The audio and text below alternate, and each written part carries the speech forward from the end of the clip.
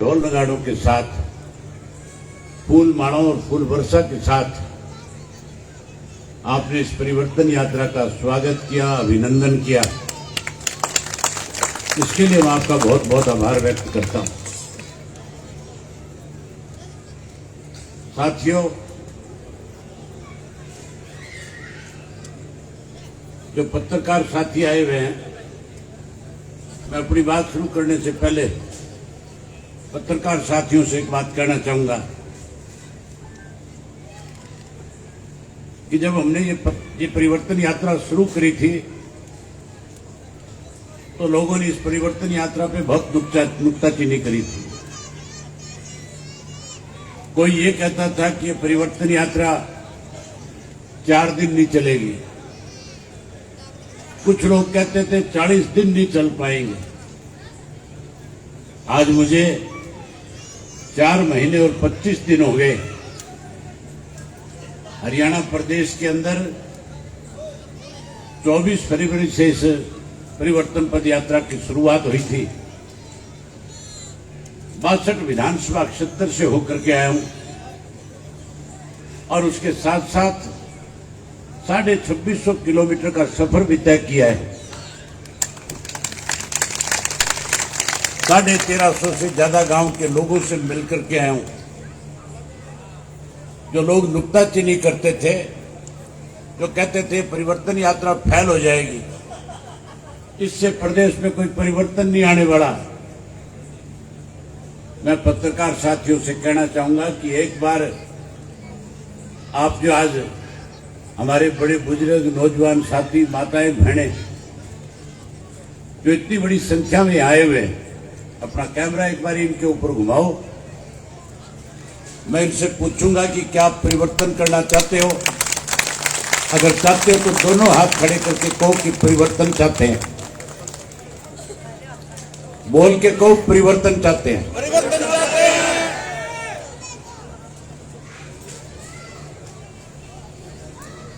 आपकी इस जोश से जो आपने बात कही है, ये प्रेस के लोग जब उसको दिखाएंगे तो सत्ता में बैठे लोगों को बहुत तकलीफ होगी। जो लोग नुक्ताचीनी करने वाले थे, आज उन लोगों को बहुत इस बात से परेशानी होगी कि जिस परिवर्तन को रोकने के लिए उन्होंने अपनी तरफ से हर तरह के प्रयास किए, आज वो परिवर्तन जो है पूरे प्रदेश के अंदर बहुत उत्साह के साथ आगे बढ़ रहा है। हर व्यक्ति आज परिवर्तन करना चाहता है। हर व्यक्ति की इच्छा है कि देश से भाजपा जजपा की सरकार जाए और कांग्रेस पार्टी सत्ता से दूर रहे। आने वाले समय में फिर चौधरी देवीलाल की नीतियों की इंडियन नेशनल लोकदल पार्टी की सरकार प्रदेश में बने। लोग लगातार अब इनको सत्ता से बाहर करने के लिए जहां संगठन को मजबूत करने का काम करेंगे, जहां पार्टी का संगठन खड़ा करेंगे, बड़ा करेंगे, वहीं उसके साथ साथ इनको सत्ता से बाहर करने के लिए इस परिवर्तन यात्रा को और ज्यादा मजबूती प्रदान करने का काम करेंगे। साथियों, हमारे देश के प्रधानमंत्री ने कहा था कि 2022 में किसान की फसल की आय 2 गुना कर दूंगा। 2022 बीत गया, किसान की आमदन 2 गुना होने की बजाय किसान के ऊपर कर्जा बढ़ गया, किसान का खर्चा बढ़ गया। इस देश के अंदर देश के प्रधानमंत्री ने 3 काले कानून बनाए और ऐसे काले कानून थे, अगर वो आज ज्यों के त्यों रह जाते तो जिन जमीनों के आज हम मालिक हैं, हम उससे बेदखल हो जाते। बड़े बड़े कॉरपोरेट घरानों के लोग इन जमीनों के मालिक बन जाते। हम अपनी जमीन के अंदर नौकर के रूप में काम करके अपना गुजारा करते। लगातार 13 महीने तक पंजाब, हरियाणा, राजस्थान, उत्तर प्रदेश और मध्य प्रदेश के किसान ने लाखों की संख्या में दिल्ली के चारों तरफ बॉर्डर पे बैठ करके अपना घर बार परिवार खेत बच्चे सबको छोड़ करके 13 महीने इन 3 काले कानूनों के खिलाफ लड़ाई लड़ने का काम किया, आंदोलन चलाने का काम किया। वही 750 से ज्यादा किसानों ने शहादत दी। आखिर 13 महीने के बाद देश के प्रधानमंत्री को ये बात समझ में आई कि किसान पीछे हटने वाला नहीं है। जो कानून तैने बनाए हैं, जब तक कानून वापिस नहीं होंगे, किसान दिल्ली के चारों तरफ के बॉर्डर को खाली करके नहीं जाएगा। आखिर 13 महीने के बाद देश के प्रधानमंत्री ने किसान से माफी मांगी और माफी मांगने के साथ साथ ये कहकर के आंदोलन समाप्त करवाया कि एमएसपी का कानून बनाऊंगा, किसान को उचित मूल्य उसके फसल के मिले, इसके लिए कमेटी का गठन करूंगा। आज भी एमएसपी का कानून नहीं, इसकी वजह से किसान को उसकी फसल के दाम पूरे नहीं मिल रहे। आज महंगाई बढ़ गई, भ्रष्टाचार बढ़ गया, कानून व्यवस्था खत्म हो गई, नशा बढ़ गया, अपराध बढ़ गया, पढ़े लिखे नौजवान बच्चों के लिए रोजगार और नौकरी नहीं है। आज तो नए चुने हुए सरपंच जो है वो भी परेशान है। हमारे प्रदेश के मुख्यमंत्री ने कहा था नई पंचायत जब चुनी जाएगी हम उनको ज्यादा अधिकार देंगे, ज्यादा उनको ग्रांट देंगे, गांव का ज्यादा विकास कराएंगे। आज ग्रांट देने की बजाय सरपंचों के ऊपर पाबंदियां लगाने का काम किया है। सरपंच जब अपने अधिकार मांगने के लिए चंडीगढ़ गए, सरकार ने बात सुनने के बजाय उनके ऊपर लाठीचार्ज किया, उनके खिलाफ मुकदमे बनाए, उन्हें चोर और बेईमान कह करके अपमानित करने का काम किया। आज सारे प्रदेश के सरपंच भी सरकार के खिलाफ लामबंद होकर के लड़ाई लड़ने का काम कर रहे हैं। जहां सरपंच इस सरकार को बदलना चाहते हैं, वहीं उसके साथ साथ आज किसान परेशान है, मजदूर परेशान है, व्यापारी परेशान है, कर्मचारी परेशान है। हमारी ये माताएं बहनें भी आज इस सरकार को सत्ता से बाहर करना चाहती है। इन माताओं बहनों से वायदा किया था, मोदी जी ने कहा था कि मेरी सरकार बनने के बाद आपको गैस का सिलेंडर, गैस का चूल्हा मुफ्त में दिया जाएगा। आज मुफ्त में देने की बजाय 4 गुना रेट बढ़ा दिए। जहां महंगाई बढ़ा दी, वहीं उसके साथ साथ इस तरह के फरमान अब जारी किए जा रहे हैं कि आने वाले समय में किसान और ज्यादा परेशान हो जाए। हमारे प्रदेश के मुख्यमंत्री ने अभी एक नया आदेश जारी किया है कि अब किसान खाद लेने जाएगा, पहले उसको पोर्टल पे लिख करके देना पड़ेगा कि मुझे किस लिए खाद चाहिए, कितनी खाद चाहिए। पोर्टल आपको खुला नहीं मिलेगा, आपको सोसाइटी में खाद मिलेगी नहीं, बाजार से जाकर के महंगे में खाद खरीदोगे और उस खाद की भी तसल्ली नहीं होगी कि वो खाद असली होगी कि नकली होगी। आज लोगों को परेशान करने के लिए इस किस्म के फरमान जारी किए जा रहे हैं। वहीं उसके साथ साथ एक परिवार पहचान पत्र सरकार ने बनाया। हम तो ये मानते थे कि इस परिवार पहचान पत्र की वजह से लोगों को लाभ मिलेगा। लाभ मिलने के बजाय लोगों के सामने परेशानी खड़ी कर दी।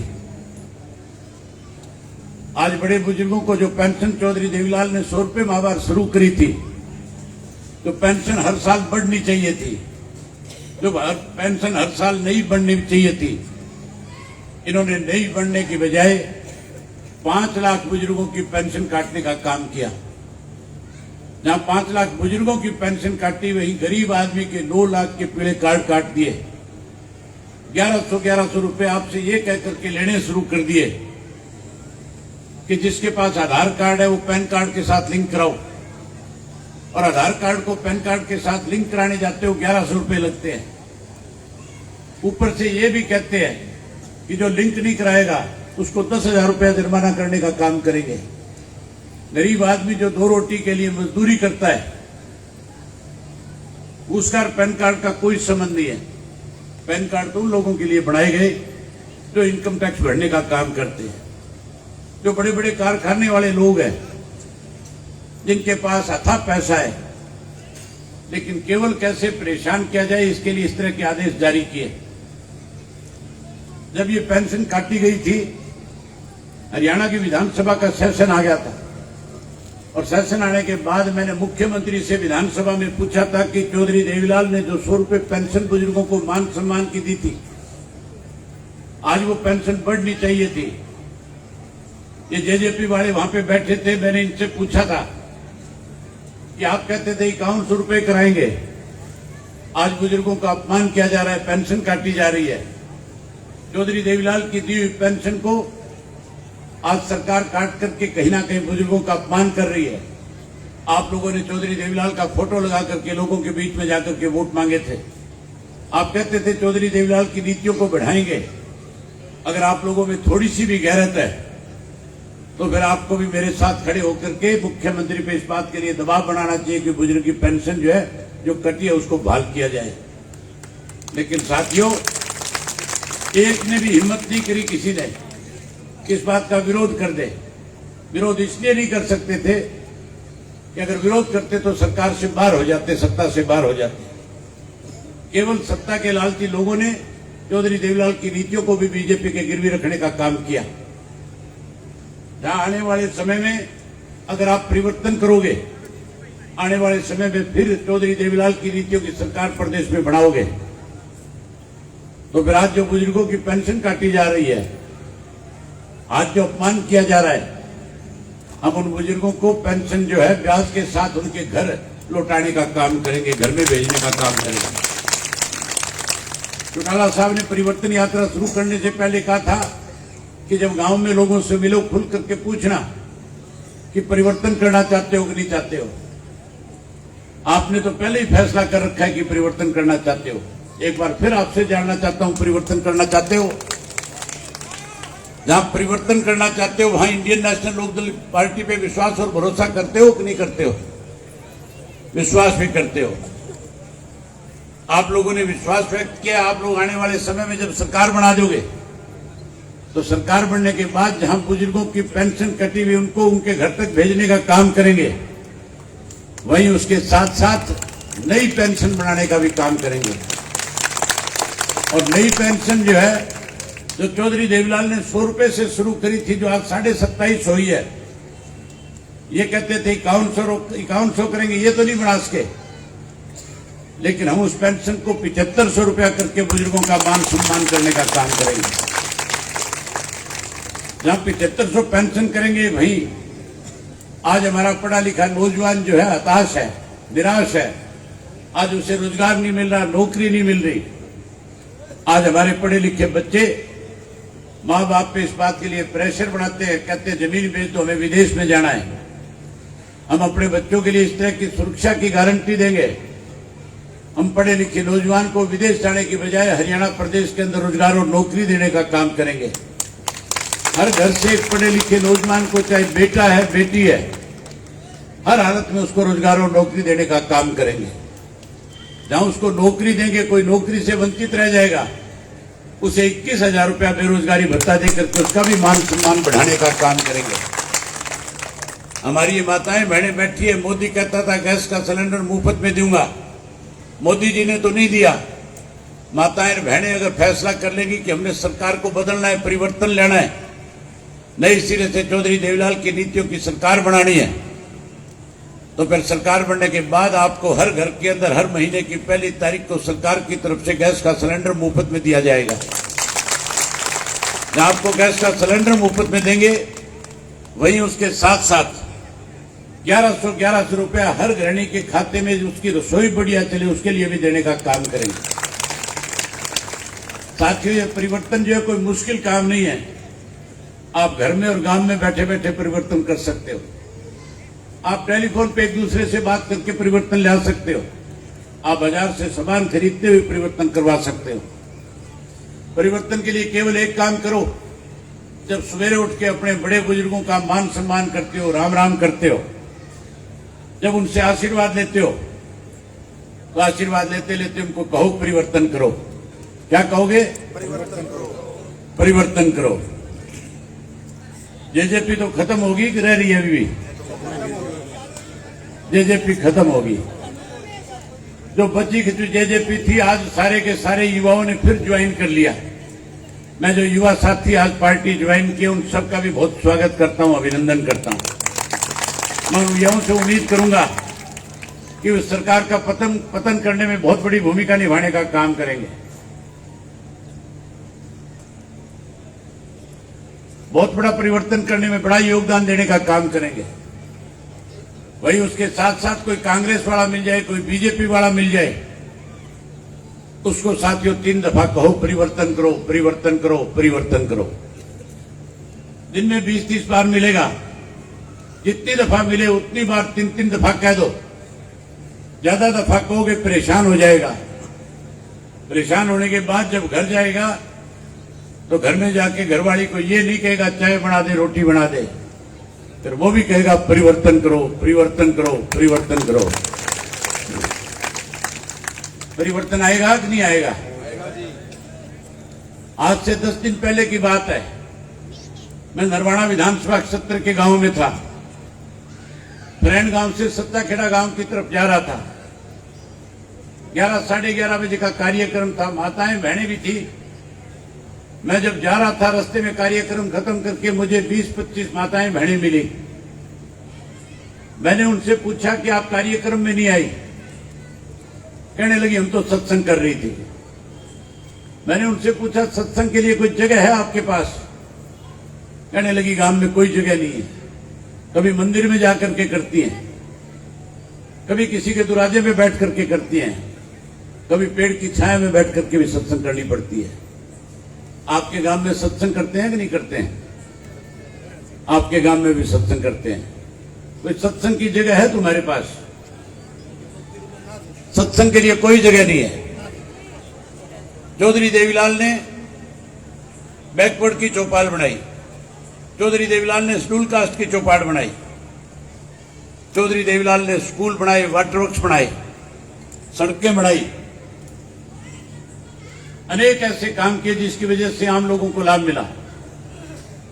हम चौधरी देवीलाल जी की नीतियों को आगे बढ़ाएंगे और सरकार बनने के बाद माताओं और बहनों के लिए हर गांव के अंदर सत्संग भवन बनाएंगे, जहां आपको सत्संग भवन बना करके देंगे। वहीं उसके साथ साथ चौधरी देवीलाल के नारे को साकार करेंगे। चौधरी देवीलाल का नारा था बिजली पानी का प्रबंध हो, भ्रष्टाचार बंद हो। आज नहरों में पानी की कमी है। मैं जितने भी गांव में जाकर के आया, लोगों से खुल के पूछ करके आया हूं पानी कितना मिलता है। बड़ी हैरानी की बात है, हरियाणा के 12 जिले आज भी पानी से डूबे हुए हैं। उसके बावजूद भी नहरों में पानी नहीं है। 42 दिन से नहरों में पानी दिया जाता है। किसान की फसल खत्म हो रही है, सरकार को चिंता नहीं है। कहीं बारिश की वजह से खत्म हो गई, कहीं सूखे की वजह से आज किसान परेशान है। हम नए सिरे से चौधरी देवीलाल के वक्त में जैसे पानी दिया जाता था, उसी तरह नहरों में पानी देकर के किसान की फसल पकाने का काम करेंगे। वहीं 24 घंटे बिजली देंगे। आज 8 घंटे बिजली मिलती है। कई गांवों में तो 8 घंटे भी नहीं है, उससे भी कम है। हम 24 घंटे बिजली का प्रबंध करेंगे। आज की सरकार ने लोगों के मीटर जो घरों के अंदर लगे हुए थे, बाहर लगाकर निकाल करके बाहर लगा दिए।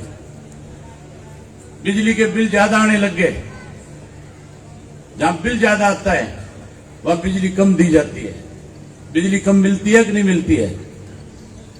बिल ज्यादा आता है कि नहीं आता है? बिल ज्यादा आता है। आप सरकार बनाओ, ये जो मीटर इन्होंने बाहर लगाए हैं, ये सारे मीटर पड़वा करके जोड़ में फिंकवा देंगे। मुझे गांव में लोगों ने बताया कि ऐसे मीटर है जो धूप से चलते हैं। कईयों ने तो यहां तक भी कहा कि ऐसे मीटर भी कुछ लगे हुए हैं, अगर कोई आदमी जाकर के करडी से होके की घूंट मार दे तो उससे भी मीटर चाल पड़ेगा। जहां मीटर पाड़ के जोड़ में फिंकवाएंगे, वहीं घरों के अंदर ऐसे मीटर लगा करके देंगे जिसकी गरारी 500 पे आगे फंस जाएगी। 500 से ज्यादा किसी का बिल नहीं आएगा। मैं गांव का एक बार फिर आभार व्यक्त करता हूं, जितने लोग यहां आए, जितनी देर से आप बैठे हो।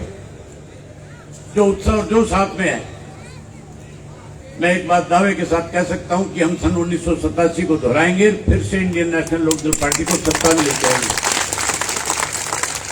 वहीं उसके साथ साथ आप सबका इस बात के लिए आभार व्यक्त करता हूं कि आपने आज यात्रा का रात का ठहराव अपने गांव में रखा है और यात्रियों के लिए चौधरी पालाराम राठी जी ने खाने की व्यवस्था करी है। मैं इनका भी इस बात के लिए आभार व्यक्त करता हूं कि आपने खाने की व्यवस्था करी, ठहरने की व्यवस्था करी, इसके लिए आपका बहुत बहुत आभार व्यक्त करता हूं। और फिर आपसे उम्मीद करता हूं कि जब भी एक दूसरे को मिलोगे हर हालत में कहोगे परिवर्तन करो। क्या कहोगे? एक बार मेरे साथ बोलो, परिवर्तन करो, परिवर्तन करो, परिवर्तन करो। बहुत धन्यवाद।